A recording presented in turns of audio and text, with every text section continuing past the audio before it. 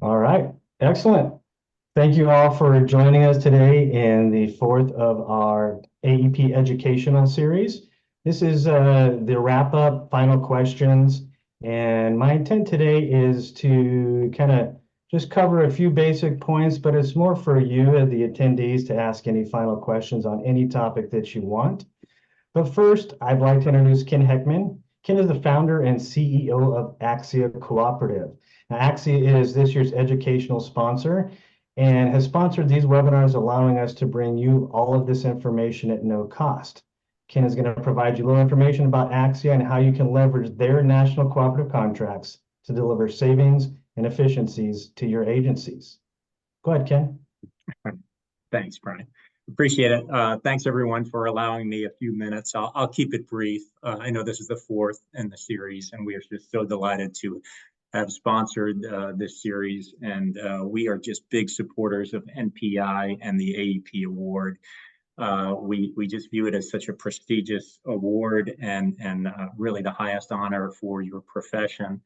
And we're just delighted to do that. We're an organization that you may not be as familiar with. We're a fairly new cooperative, but our background has been working in the cooperative space for many, many years and have built billions of dollars worth of contracts in the cooperative space.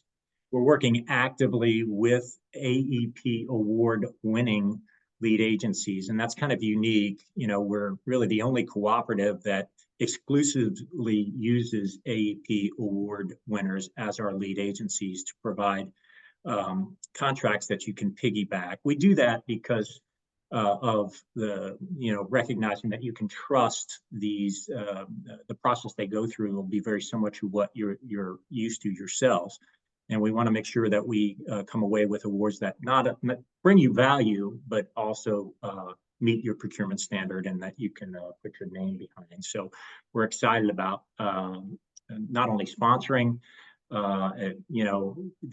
this award, but working with AEP awarded agencies. We are actively building our portfolio right now and continuing to grow it. And we do have a need for additional lead agencies. So if you have a desire to serve as a lead agency and you have already been awarded the AEP award in the past, we'd love to talk to you. And if that's the case, please contact me. It's ken.heckman@axiacoop.org, ken.heckman@axiacoop.org. But I'd love to talk to you about some of the contract categories we'd like to develop, or if you have a unique idea that will bring value to practitioners and the profession, we'd love to talk to you about that as well. So we're excited about that. I also just wanted to point out, and I'm going to share my screen just briefly. This is, let me just hit share. This is our website. So it's www.axiacoop.org.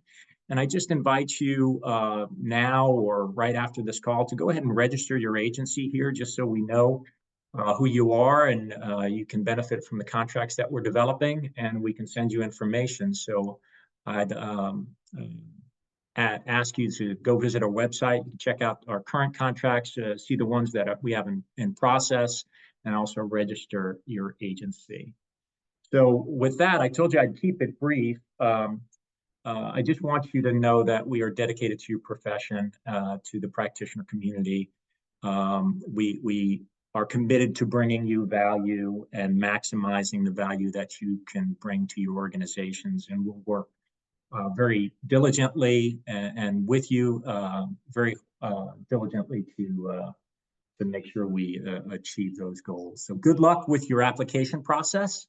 I look forward to meeting many of you in person in Denver when you hopefully will attend the NPI conference and receive your award from this distinguished gentleman right here, Brian Garrity, who will hopefully wear his tux again and hand out those awards like he did last year. But hopefully we can meet face to face, and feel free to contact me if you're interested in serving as a lead. So thank you, Brian. Appreciate it very much, and good luck with your application process, everyone.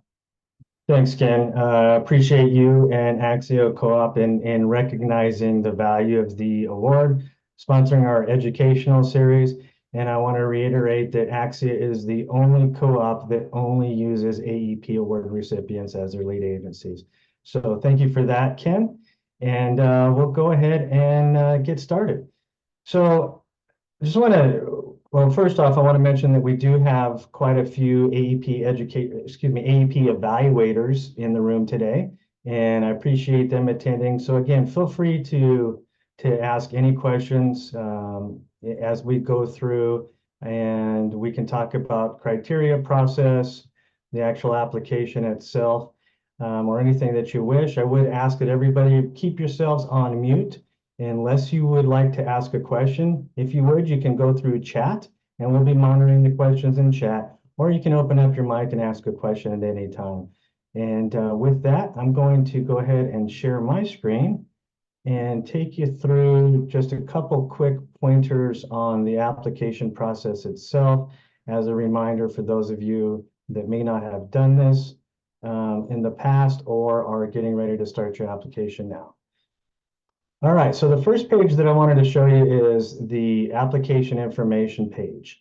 And a couple of things that I want to point out is name on trophy, and make sure that's your organization's name. This is not a personal award.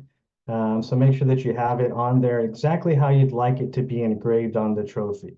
This is where we get the information that we send to our engravers, and they put that directly on the trophy. Another key field is the organization name. That is how we sort and manage all the applications. So please make sure that you fill that in. I think it's a required field, the name of your organization. And I'm going to quickly jump into the responses. I know I did this on the first one, but again, just a quick review. The criteria are labeled up at the top in these little bubbles. And you don't have to go in order. You can go through any of these. If your information is available, let's say for 18, you can go to 18. If you wish to submit a response, you click yes and then upload your file. If you don't wish to submit a response, just go ahead and click no. And when you click submit, it's going to take you to the next criteria. Now, if you are on 18, and you click submit, now you're going to go to the final step in the process, which is submitting your application and payment. Now it's going to give you a running tally here of the points that you currently have. And so make sure that aligns with what you think you should be getting. So for me, I've applied for 135 out of the 200 possible points. And then I'll say, yes, I want to submit my application. Just a little bit of information here on the 29th annual conference that is going to be in Denver. Thanks for the shout out, Ken.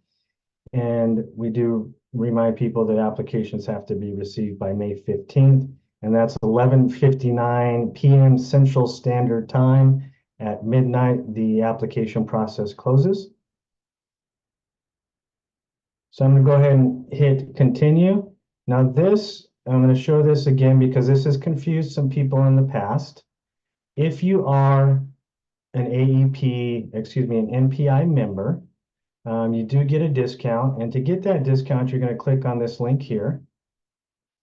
And it's going to take you to a different screen.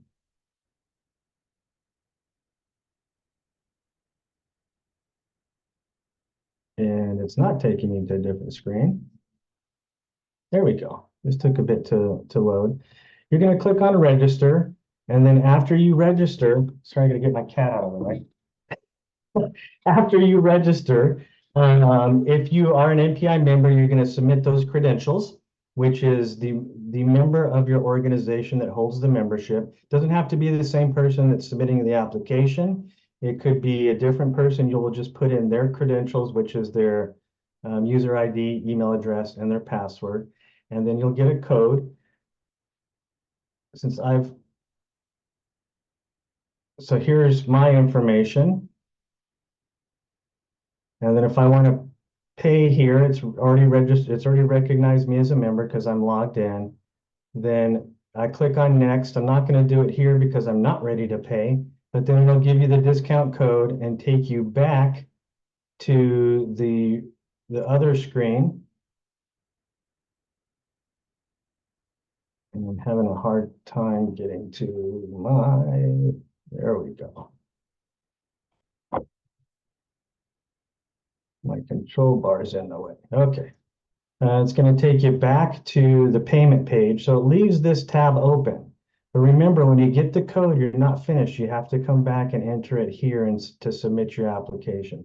We had probably 10 or 12 applicants last year that did not come back to this page, so their application wasn't actually submitted. So reminder, after you complete the payment process, come back to this tab. It remains open. Enter your code to submit your application. Okay. Now I am going to, let's go to back to my application here. A reminder also, if you want to look at prior applications, you can click on the History tab and view the scorecards from all the applications that you've submitted in the past that were in the system. Of course, prior to 2015, we did paper applications, so you wouldn't find those in here. But if I wanted to take a look at my scorecard from last year, I can review what I submitted. Comments, make sure to review comments are very important because sometimes we'll say something like, we're going to give you the points this year, but next year you need to do this.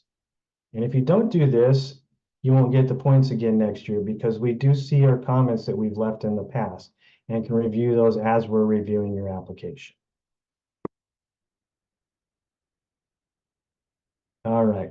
And with that, I'm going to open it up to some of our evaluators. If anybody has any tips, tricks, or comments that they'd like to give the team from an evaluator standpoint, please do so. And then after that, we'll open it up to questions and comments from everybody on the call today. And I'm going to stop sharing. I'm going to pick on a couple. April, let's start with you. Do you have any comments for the applicants from an evaluator standpoint?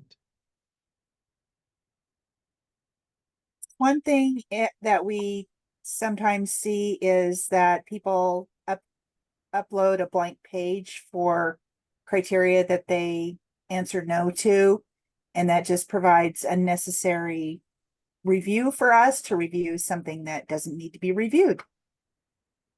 Good point. Yeah. So if you're not replying to, if you're not submitting for a particular criterion, just click the no radio button and then proceed on to the next criterion. The other thing I want to point out is legibility of your screenshots and the fonts that you might use. Sometimes people use very beautiful fonts, but they don't realize that we're reviewing a lot of applications and we're all using our little laptop screens. And sometimes it gets really hard to read some of those applications that are using fancy fonts or when the font is a little bit small. So just be kind, make sure that it's as legible as possible. Excellent, thank you. And adding to that on the criteria for a certification and education, if you have large teams, you can get a letter from your HR department or your lead HR official certifying that your team has those diplomas. Otherwise, if you're submitting the diplomas themselves, put them in the order that you listed the staff and make sure that those are legible so we don't have to try and cross-reference a list that's not in the same order as the response.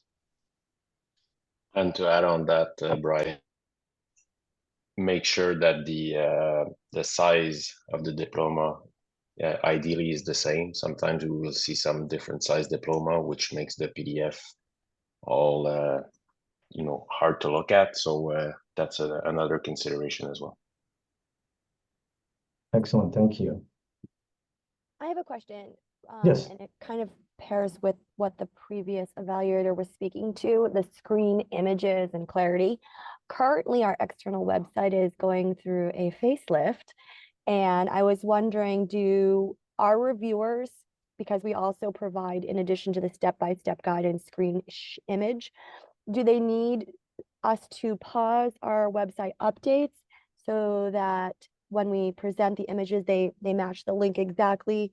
Or is there going to be concerns or discrepancies if we continue with updates, but the screen image in your reviewers real time is slightly different looking?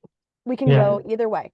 No, good question, and believe it or not, that happens frequently. Our IT staff usually does not care that we're submitting an AEP application, and they schedule updates for for the wrong times. But I'll just put in your narrative that you're in the process of an update. So some of your screenshots may not match what's currently going to be displayed if they go to your website, Okay. but all the information will be contained in the new website. Just some sort of information like that. That does happen. Yep. Perfect. So we'll just add a portion to our narrative. Do you want it on every single page that we include a screenshot with? No, just at the beginning of that Okay. particular criteria. Now, keep in mind though that if you're submitting for, let's say, 7A, B, and C. Yes. No, those don't apply for this one. Thank goodness. Okay, good. But just as an example, if they are different criteria, make sure that you put that information on each, because an evaluator that evaluates question 3 may not evaluate question 5, things like that. So whenever it applies, put that little narrative, but you don't have to put it on every screenshot. Fantastic. Thank you for clarifying that.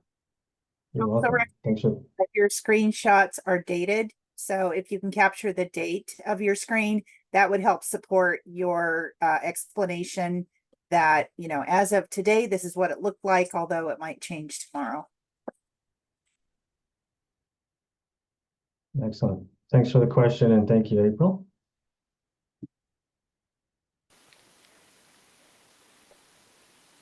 All right. Any other tips or tricks from our evaluation committee members that are here?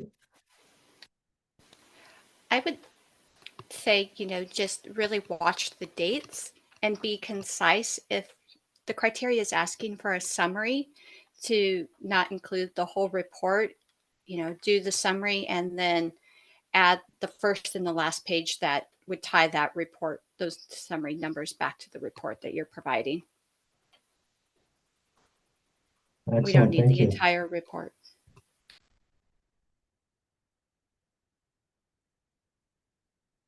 All right.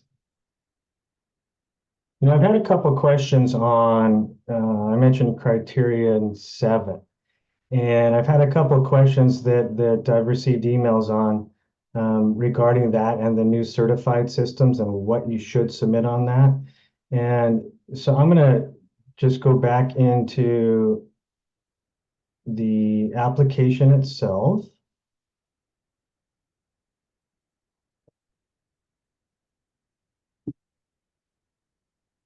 And that particular criteria number 7. So for 7, B and C, we have certified Planet Biz and OpenGov as 2 systems that meet the requirements of the criteria of B and C. And if you are utilizing either of those systems, all you have to do is submit one screenshot showing the system and certify that you meet the requirements. You don't have to go through and submit all of the screenshots that are included for B and for C. And so it says submit. So for example, for B, submit one screenshot showing the main screen of the AEP certified system in use and a statement certifying that your agency meets all the requirements.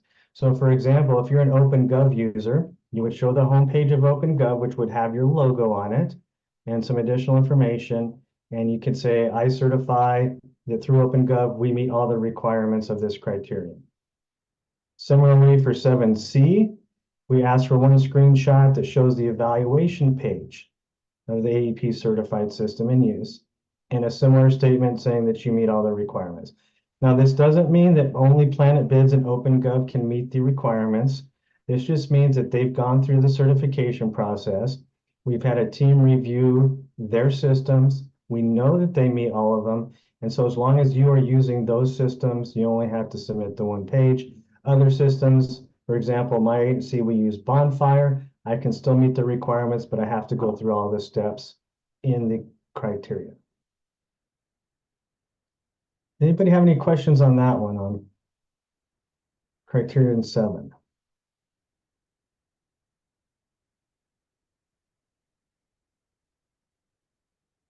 Okay.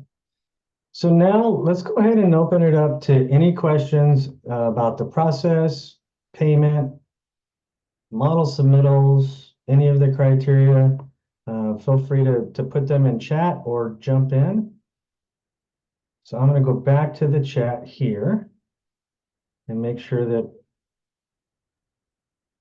For payment, do we pay before we submit? Do we pay when we first begin the application process? you can, but I would recommend not paying till the end. So once you get past criterion 18, it's going to walk you through that process. And so you might as well just pay when you're done. Okay, thank you. Okay. So I've got a question on, go ahead. Sorry. No worries. So if I have a question in regards payment or by, who knows, I have an error message perhaps, who should I reach out to? You can reach out to the general email address, which is aep@npiconnection.org. Okay, thank And you. that's on the website. You're welcome. Okay. And I'm gonna jump into the chat and then I'll go back. I know Tracy has her hand raised, but I want to answer some of these questions in the chat first. Question 7B, we use OpenGov.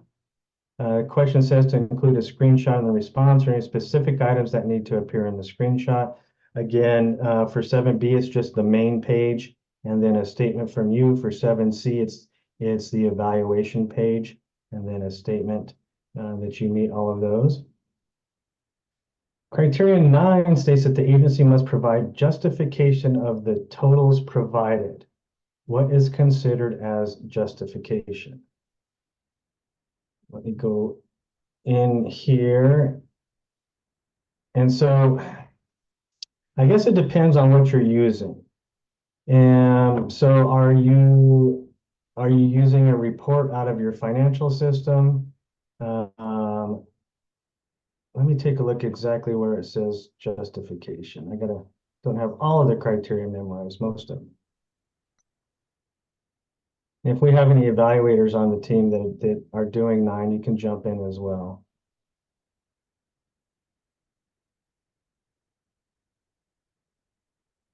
Okay, it's in the first bullet. A narrative providing the basis for your analysis, where the information came from, describe how the total is calculated. The agency must provide justification of the totals provided. I think that just refers to explaining what you're showing us. Occasionally we'll get responses that's just a bunch of numbers and no percentages. So what we're looking for is when you show us the totals, where it came from, explain, just do a quick explanation on what that means. Yeah, Brian, so what we're looking for on that is, like you said, just probably the first and the last page of the report that ties those numbers back to the summary. Perfect. Thank you. How long after submission will the results be published? Well, we plan on publishing those mid to end of July. So the evaluation team starts our evaluations shortly after May 15th, and they culminate with a in-person meeting that we have the first part of July. This year is July 7th and 8th.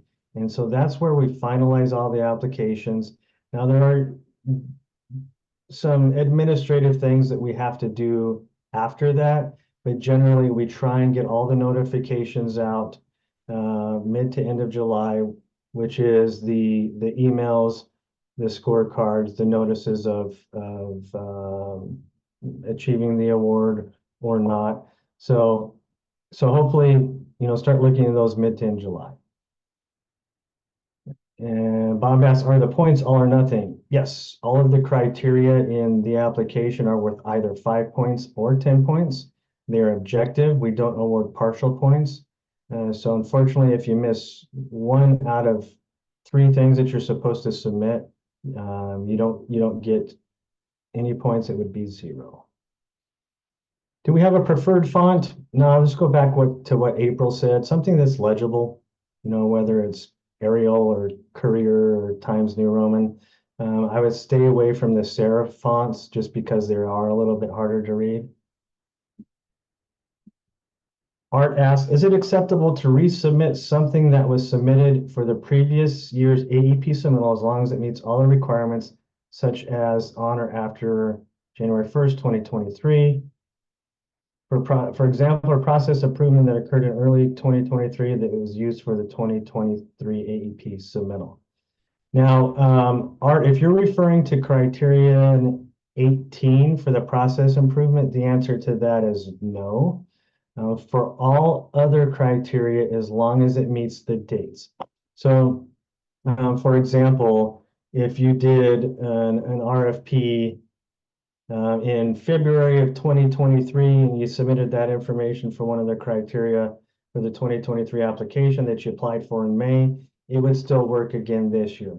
So as long as they meet the date requirements, you can submit the same thing. I would recommend going back and looking at the comments on the scorecard just to make sure something wasn't missed.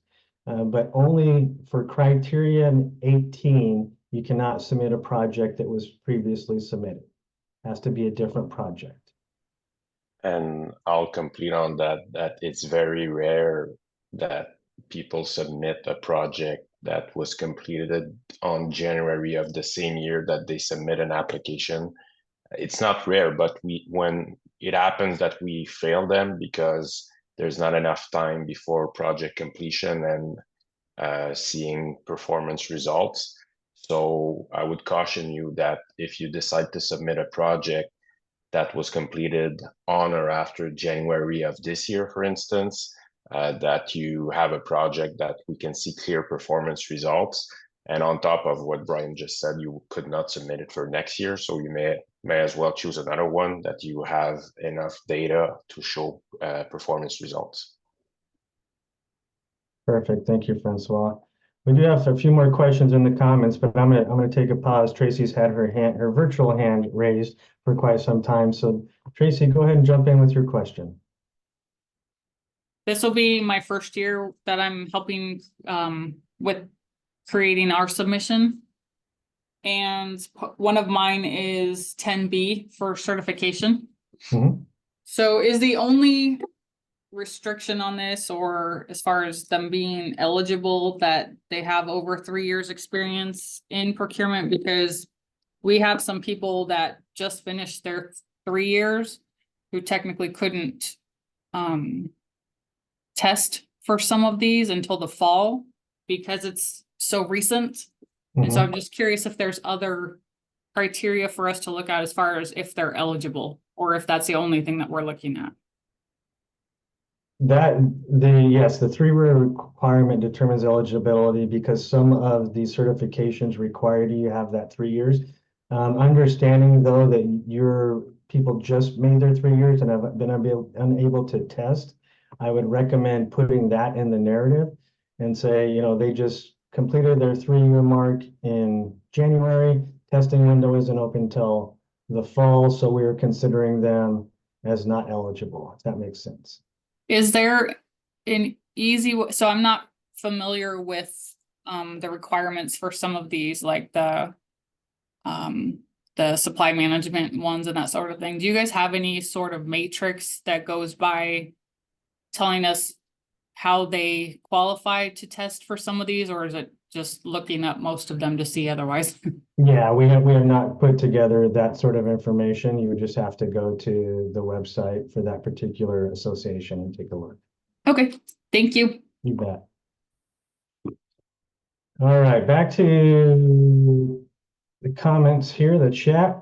Will a screenshot of the PowerPoint of the presentation with a slide stating who is presenting be enough for documentation on criterion 13? So 13 is participation in national, state, provincial, territorial, regional conference as a presenter or co-presenter. First, the first bullet point is that you need to submit as the narrative providing the name of the presenter, and the conference where they're presenting. And then the second bullet is the program that publishes their name. You can submit a screenshot of the PowerPoint with their name on it that will show what the presentation is on, but we need something that shows from the association that that presentation took place. Because anybody can create a PowerPoint. But for example, if you do a presentation at NIGP, it'll be listed on their schedule, their program schedule with the name. So we would need something to verify that the presentation took place and the date that it happened. Hope that answers that question. On to Myra, she asked, may we still submit narrative if we do not meet the criterion, but to make a case that maybe we can influence a change in how the criteria is required, for example, contract authority. Since we have to have more than CPO signature, we also don't require degrees for all purchasing positions, but have policy to show that. If you'd like to provide information, send it to the email address, aep@npiconnection.org. Anything that you put in the application process itself is for evaluation purposes. But if you do have comments on the criteria, please send those to the AEP email address. We will review those. I can tell you though that there are agencies that don't require degrees. There are agencies that can't meet the authority of the CPO, and that's okay. They are still considered in the application as best practices, but keep in mind that's why we only require 100 out of a possible 200 points, because not everybody can meet every criteria. And for example, where I work, anything that's over $250,000 I have to take to the board. So I can't meet that criteria, but other people can, and we still consider it a best practice. I want to ask, how can we make recommendations to get a system AEP certified? You would make that to your system rep. So the owner, the business unit, the owner of the product has to actually go through the certification process. It's not done by agencies. So for example, again, if as a user of Bonfire, I would reach out to my Bonfire rep and say, hey, take a look at this AEP certification process. The process is on our website, but again, they have to initiate that. All right, next. Julie says, my CPCP certification expired in October of 2023. And I totally forgot to renew since I was certified most of 2023 and the prior 3 years. Would we still qualify? That's a good one.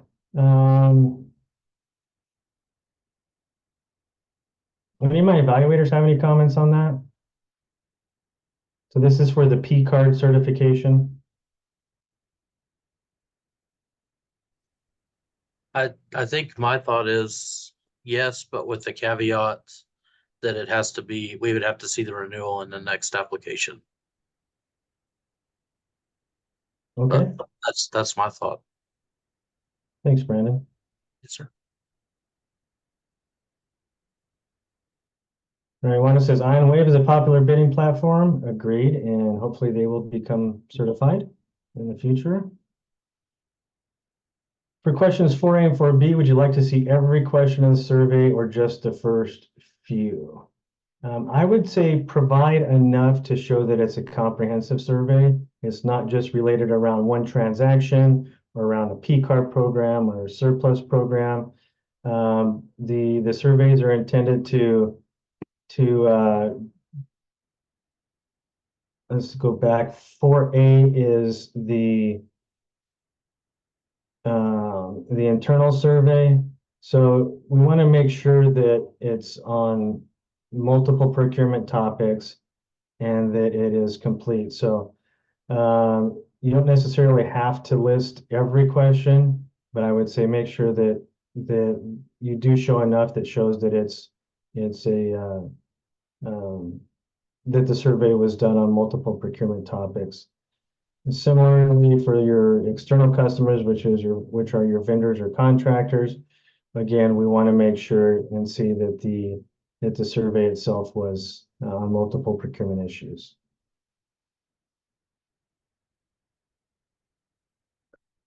I got another question that says, has question number 6 changed? We don't have a CFO or municipality, but we are on the same level as budgeting and accounting.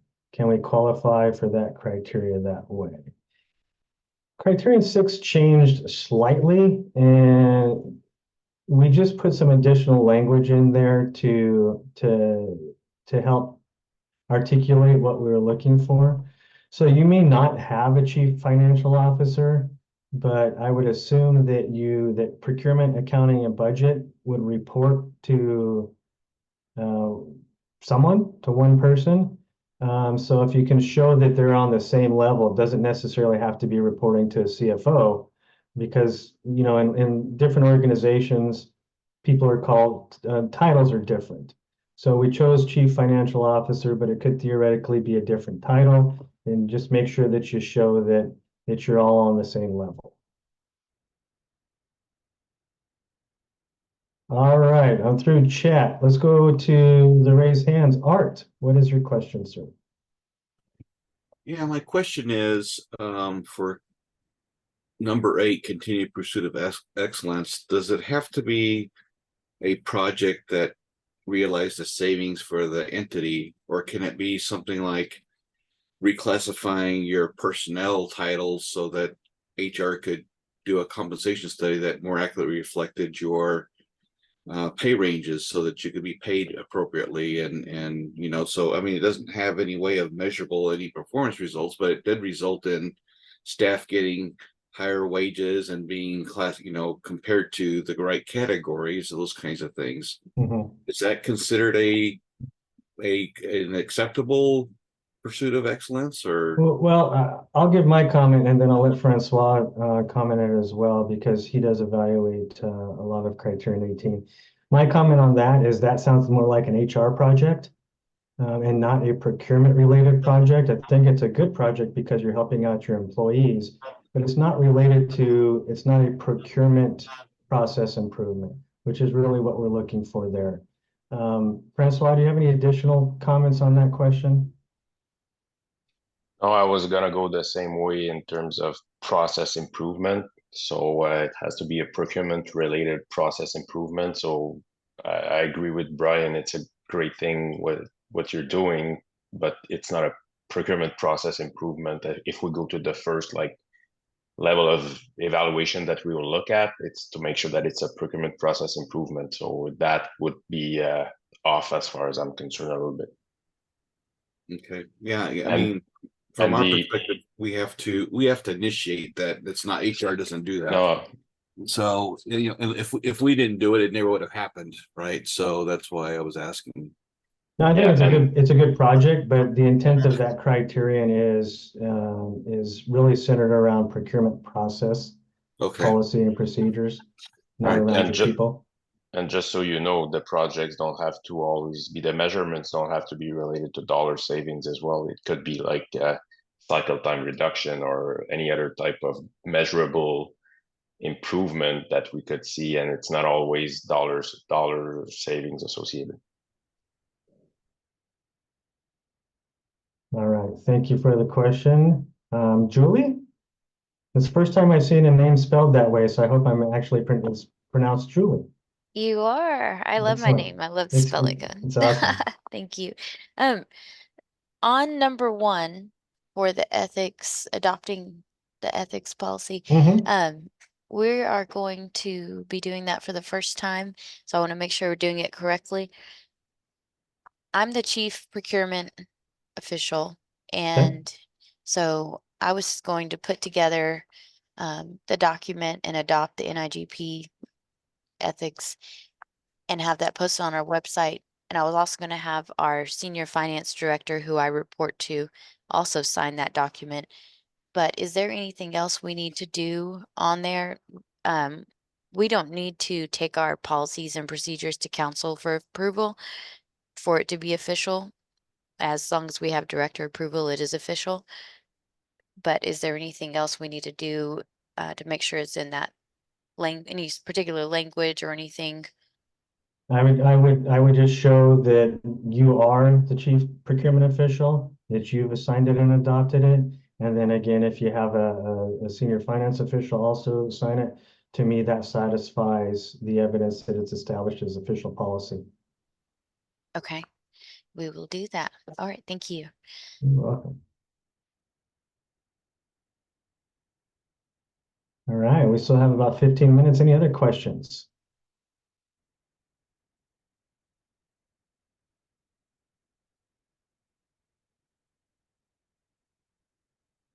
Any other comments from our evaluation team?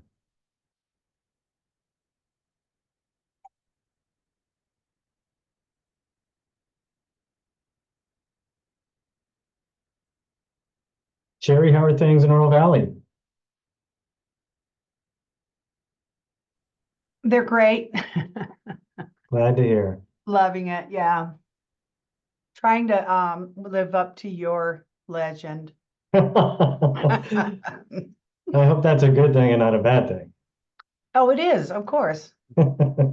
Remember, I had to come to you when I was in Sarita. So you actually have 2 under your belt, so.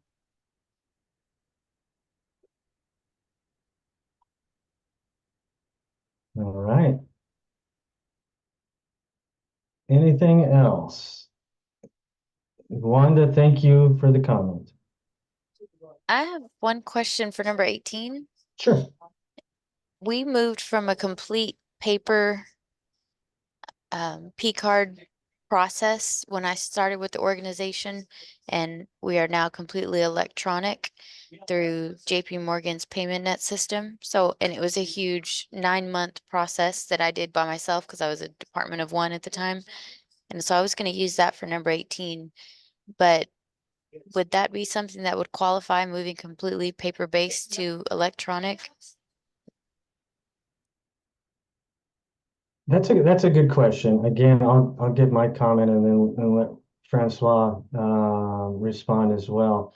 So generally speaking, the responses for criterion 18 have to be outside of another criteria in the application. So for example, instituting a online evaluation system wouldn't qualify because we already have that.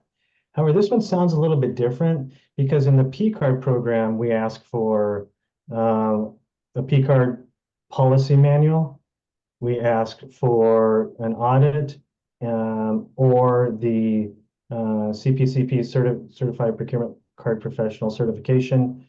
And we don't really talk about automating that. So Francois, what are your thoughts on that project? That's actually a very good example that you're bringing up. And the example illustrates the importance of how you present in your narrative the project. If you just say that you went into your P-card system from a paper to an electronic and don't necessarily demonstrate a lot of data on improvement, then it would we would be more tempted to fill it because we don't see that it's over and above any other existing criterion. So, however, in your case, since it's what you're referring to is not necessarily part of the other criterion as Brian described, and you clearly demonstrate that there was an improvement in a way, because if you say that you just go from paper to electronic, but you don't demonstrate any improvement, it will be failed for that reason, not because it was not over and above any other criterion. So it's all going to be in how you present it as far as I'm concerned. So to show what was the problem, where does it come from, what did it improve, which process, and I think with that we would pass it, because I would put it in the same basket of doing a project for implementing electronic signatures, where some agencies you know, they've submitted this project, but with very little narrative and very little processing performance results. So those were failed. However, others were very well documented and showed what the problem was before cycle time after, and those passed. So in your case, I would, you know, if you present it well, I would accept it.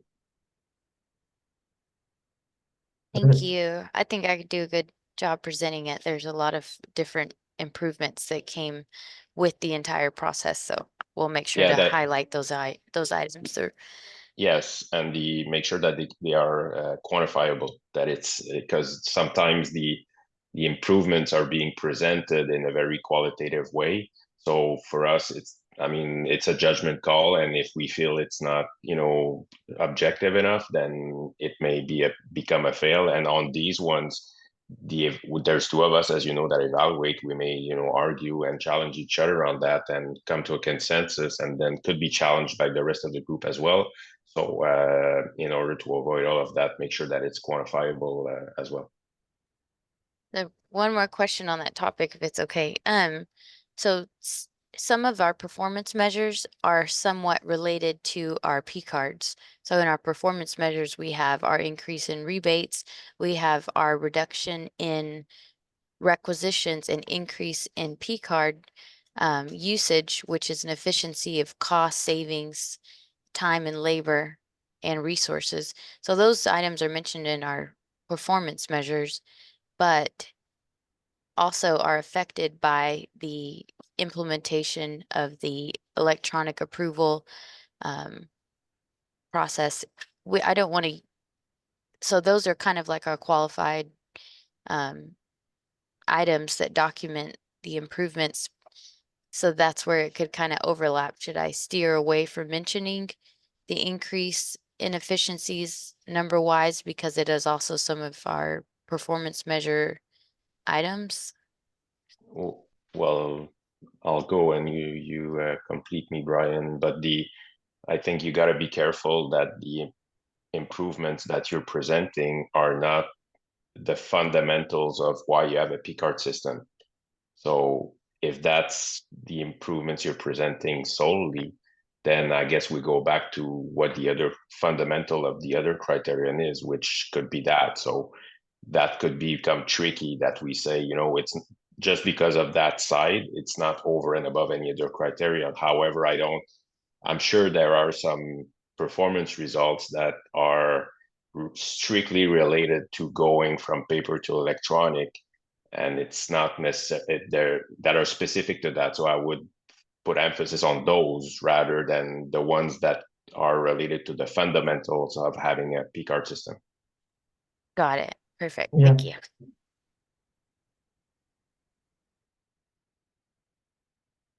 All right, so a few minutes. Any other questions?